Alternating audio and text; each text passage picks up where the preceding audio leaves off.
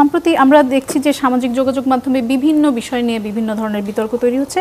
আপনি হয়তো খেয়াল করেছেন যে মুক্তিযুদ্ধের শহীদদের সংখ্যা নিয়ে একটি বিতর্ক তৈরি হয়েছে, এবং আর এদিকে আজ মাহবুব মোর্শেদ তিনি তার ফেসবুক স্ট্যাটাসে লিখেছেন যে সংখ্যা কমিয়ে লাভ কি, ফাইনালি এটা বলা যে মুক্তিযুদ্ধ আসলে হয়নি, যে যুদ্ধে 3 জন মারা গেছে সেটি আবার কেমন যুদ্ধ, কিন্তু তাড়াহুড়া করতে গিয়ে 3 লাখ থেকে 2000-এ নামানোটা বেশি হয়ে গেছে।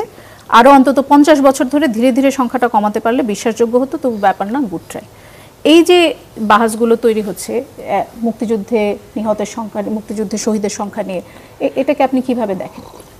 প্রথমত আমি এটা নিয়ে খুব বেশি কিছু বলতে চাই না। এই কারণে বলতে চাই না, আমি ওই ভদ্রলোককে বিকৃত মানসিকতার লোক মনে করি।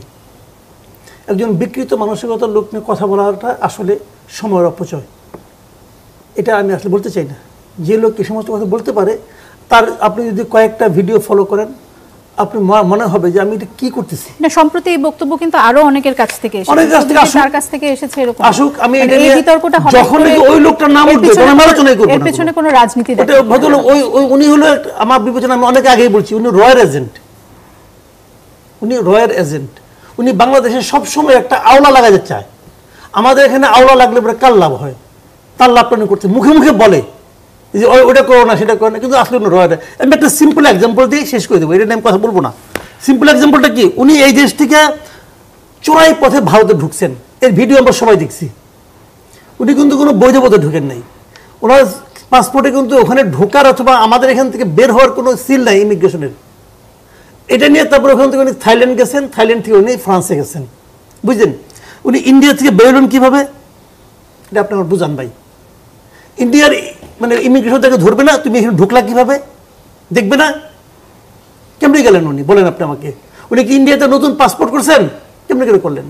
তাহলে ইন্ডিয়া, তাহলে ওনাকে ইন্ডিয়ার এমন কোনো এজেন্সি হেল্প করছে যে কারণে উনি যেতে পারছেন। তার মানে উনি ইন্ডিয়ার পারপাসে সার্ভ করেন। এতেই প্রমাণিত হয় ইন্ডিয়াতে ওনার খুব পাওয়ারফুল কিছু লোকের সঙ্গে সম্পর্ক আছে। উনি ওইখানে বসে ইন্ডিয়ার পারপাস সার্ভ করেন, মানে মুখোমুখি ইন্ডিয়াকে গালাগালি করেন আর ইন্ডিয়ার পারপাস সার্ভ করেন। ওনার জীবনের লক্ষ্য একটা, এবং উনি থেকে বিপুল পরিমাণে অর্থ পান, উনি মাল পান, মাল, কথা পরিষ্কার। এইরকম বিকৃত মস্তিষ্কের এবং বিকৃত হয়ে যাওয়া, মানে বিকৃত মানে কয় রেকার আর কি, বুঝলেন না, বিকৃত হয়ে যাওয়া, বেঁচে যাওয়া, সোল্ড, এরকম লোক নিয়ে আমি কথা বলতে চাই না।